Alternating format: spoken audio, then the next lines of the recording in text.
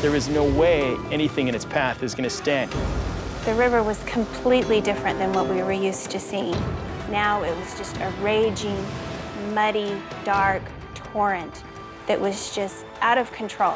I just couldn't believe it. It looked like something in a movie, and not a very well done movie at that. I had no idea. It was so vicious. It was violent. It was ugly. And it just took me away. From the Weather Channel, this is Storm Stories with meteorologist Jim Cantori. Washington County, Utah, the southwestern tip of the state wedged between Arizona and Nevada. A small city of St. George sits in this dry and dusty valley, surrounded by the rocky red landscape. This is the Mojave Desert, one of the hottest and driest parts of the United States. Water is a precious commodity. The climate in southwestern Utah is definitely a desert environment. It gets very little rain each year. It averages anywhere from 7 to about 8.5 inches of rain, and lucky to get it. St. George lies along the Santa Clara River, a small winding stream that is rarely more than ankle deep. The Santa Clara River itself is a very small channel. Little kids jump over this when they're playing in some of the lower years. But this docile river will shock even the longtime local residents when record rainfall turns it into a violent force of nature that destroys homes and takes lives.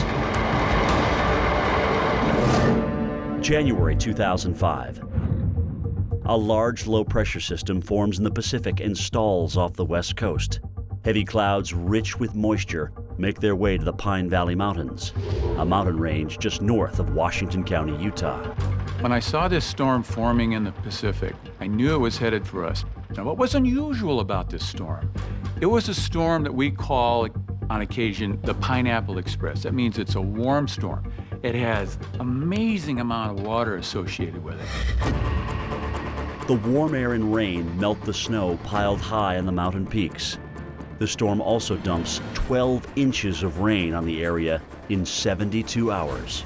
Normally, a whole year's worth of rain will be like 8 inches. This storm dropped 3 times that amount. It dropped, in some places, 24 inches of water in about 10 to 14 days. So this storm didn't just hit and run. It came over southwestern Utah and camped and rained its heart out.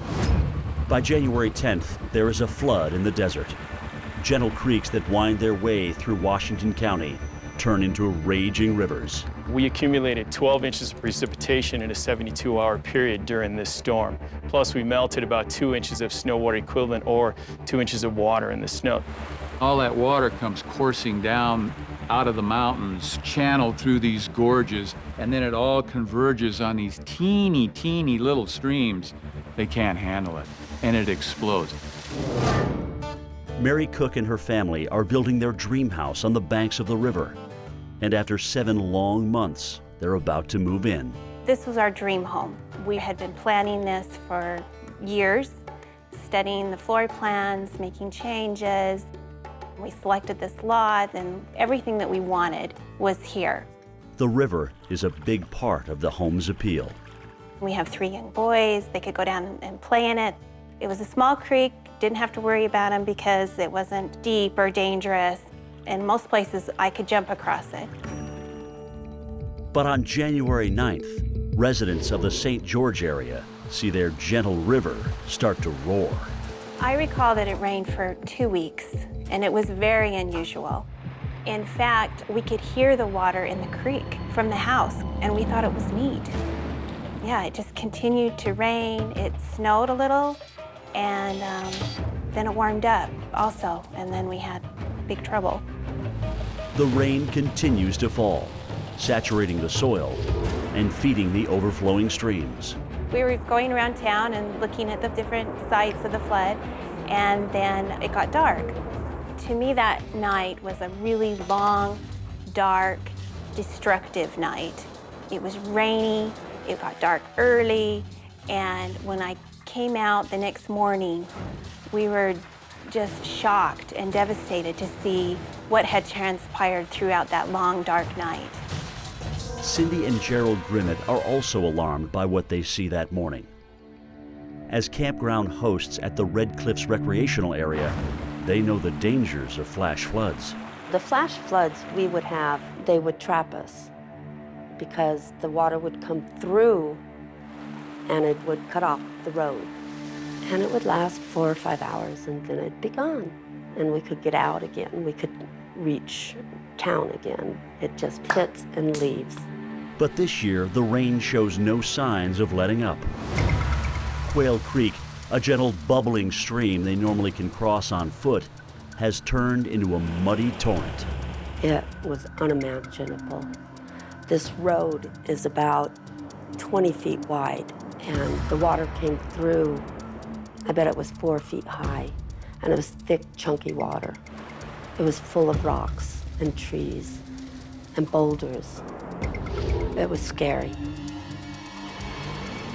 Anxious about her commute to work, Cindy asks her husband to drive with her early in the morning to see if the creek is passable. The water was up as high as I've ever seen it.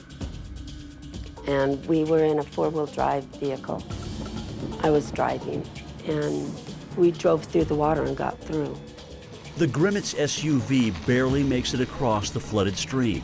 They turn around so Cindy can get ready for work, but their second pass across the creek is not so lucky. He said, let's turn around, go home so you can change. We know you can get out. And when I turned the truck around, it was like a bigger wall of water came through, and it pushed our truck down. Cindy loses control of the vehicle and the violent current forces it downstream. The couple is surrounded by the rapidly rising torrent with no way out. Across town, Mary Cook is also scrambling to save her new home from the now raging river. As soon as I walked into the rear of the home, I was just flabbergasted. I couldn't believe what had transpired throughout the night. Overnight, the river has carved a new channel, and it's now running right through her backyard. What happened is it just changed the channel rapidly, where it typically would have taken probably hundreds of years for this channel to change. What it did was it did this in 72 hours. The stream that used to be 100 yards in the distance is now swallowing her yard. We were shocked to see where the river was located.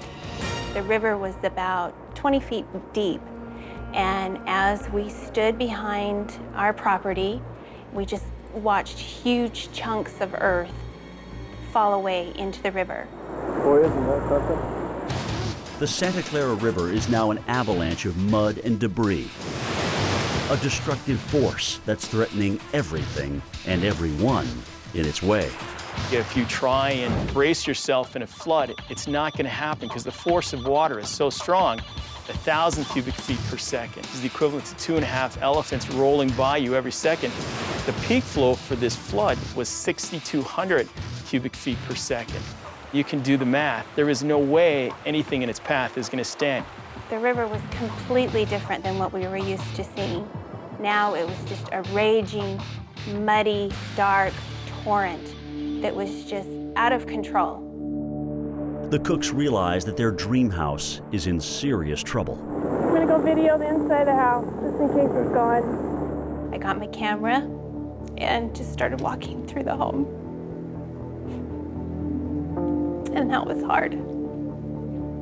We stood in our kitchen with some family and friends, and we all held hands, and we said a prayer. And I'll always remember that moment. For Cindy and Gerald Grimmett, the stakes are even higher. The couple is trapped in their SUV in the middle of a raging torrent. We hit a stand of small cottonwoods that stopped the truck from going any further. And I was only 4 feet from the shore. And I told my husband to stay in the truck because I knew he couldn't swim. And I knew I could get out. I just knew I could. And I tied a little waterproof flashlight around my wrist. And got on top of the hood of the car, and I jumped.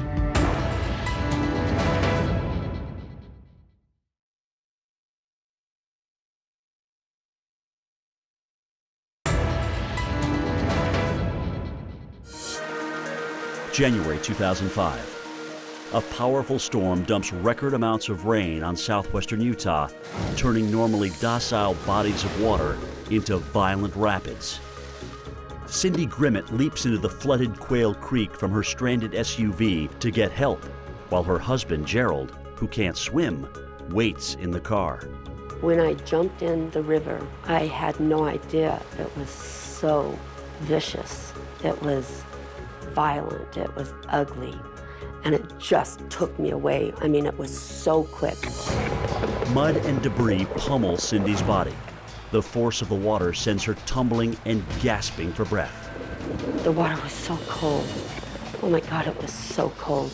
And I was screaming, just a primal scream. I'd never heard myself scream like that before. Cindy desperately grabs for anything to stop her from getting swept down the river. She reaches some tall grass growing on the creek's banks. I just kept grabbing the weeds. And I finally got a handful, and I got out of the water. It felt like my shoulder was torn off from grabbing, from the force of it. Her injured shoulder throbbing with pain, Cindy climbs out of the stream and runs toward the car. Gerald is getting ready to jump into the rapids to rescue her. And I get back to the truck, and my husband's on the hood. And I'm screaming at him, and he can't hear me, and I'm flashing him with the flashlight. And I'm screaming his name and saying, "Don't jump, don't jump." And he's just looking down the river. He can't even tell I'm behind him. I think he's looking for me. He doesn't know that I made it out. And he plugs his nose and jumps in the water. He doesn't even jump towards shore, man. He jumps into the middle of the river. Cindy watches in horror as her husband disappears in the muddy rapids. I had to run up this 30-foot incline to reach the freeway. And I'm sure I looked like a nutty woman, but nobody would stop. I'm in the middle of the freeway, screaming, "Stop, stop," and nobody stopped. Finally, a car stops, but the driver has no cell phone to call for help.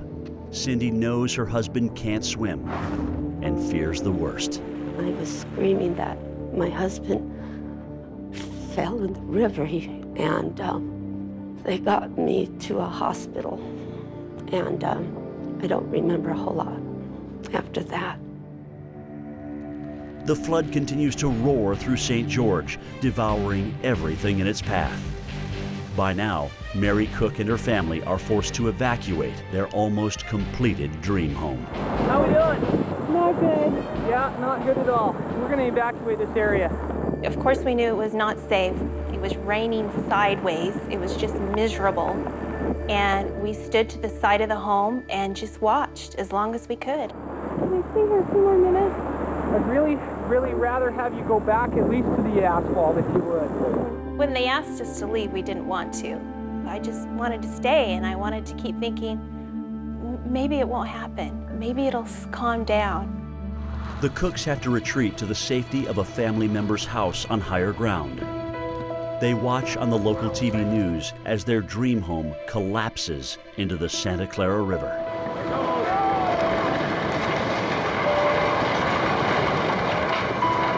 It was really hard to watch it go in.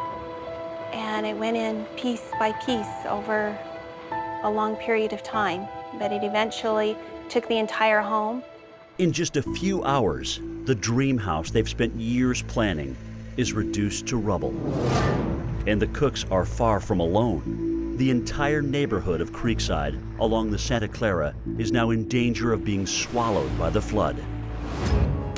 Some homeowners, like Charlotte Pace, can't imagine their house, set back from the river, could be at risk. That morning when I went to work, the river had gotten so high that it was up to the top of the picnic tables in the park that was adjacent to my property. That park was quite a bit lower than my property, and I certainly didn't have a concern. I just was kind of amazed by that. Before the flood event hit, in many, many cases, there were hundreds of feet between the back of the house and the edge of the river. Almost a football field, like 300 feet. Well, that 300 feet went away in less than a day. Charlotte's co-workers urge her to go and check on her house. People at work kept saying to me, Charlotte, you'd better go home. Your house is right by the river. And I said, oh, no, no, mine is in a different place altogether, and I'm far away from the river, and I'm elevated. I have no worries. But the river is now in Charlotte's backyard. On the side of my lot, there was a little 3-foot brick wall, and I kind of viewed that as a retaining wall. I guess psychologically it appeared to me this was a barrier between my lot and the river, and so that would hold that river back in case it got up that far. But the river moves in even closer. As the stunned neighbors watch, the turbulent Santa Clara River devours their neighborhood. I just couldn't believe it. It looked like something in a movie, and not a very well done movie at that. It just wasn't believable to see something like that happen. But that's what did happen, house after house after house.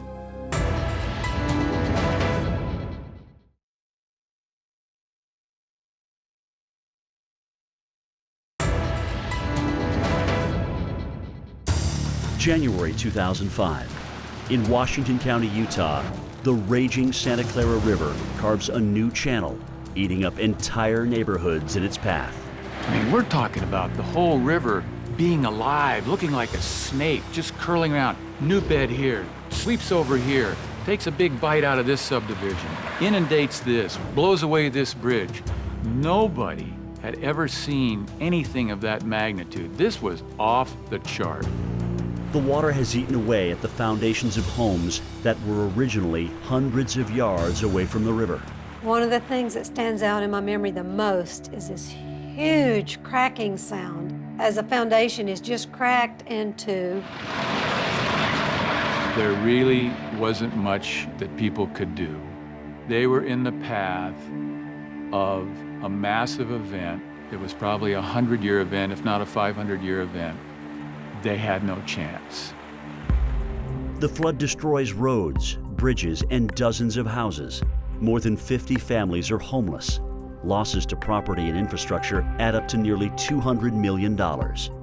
And tragically, there is one death, Gerald Grimmett. It took a week to find his body. I'm so grateful that they kept up. The water was so cold they could only stay in it for 17 minutes at a time. And they kept at it day after day after day after day until his body was found.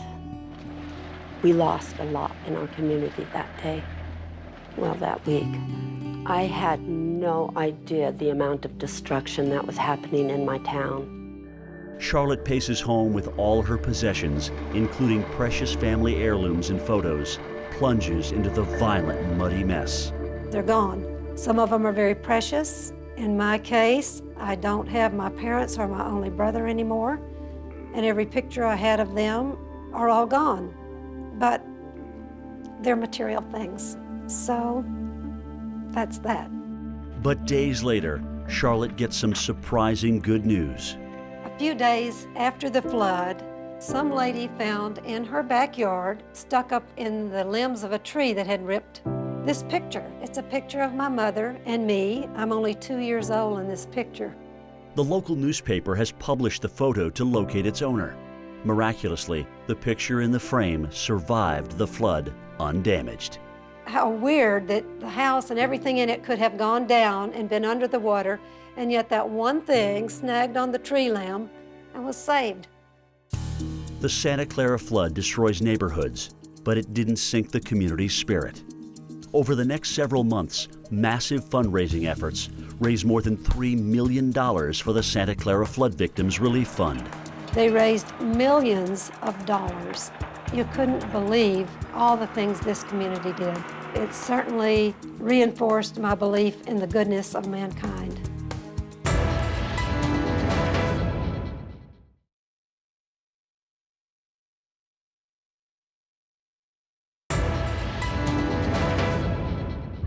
The 2005 Santa Clara River flood will be remembered as one of Utah's most damaging natural disasters. St. George is the population center of southwestern Utah. This storm had a dramatic impact on the lives of people, the infrastructure, interstate commerce. So I would easily put this in the top 5 of our natural disasters for the state of Utah. St. George area residents recover and rebuild, with riverbanks reinforced with wire and rocks. Some homeowners choose to return to the same property. If the river comes again, it'll be different this time. We're shored up, we're protected. It may fill and overtop, but we're not going to have this raging torrent coming at us. We feel very safe now. For the Weather Channel, I'm meteorologist Jim Cantori. Your local forecast is next.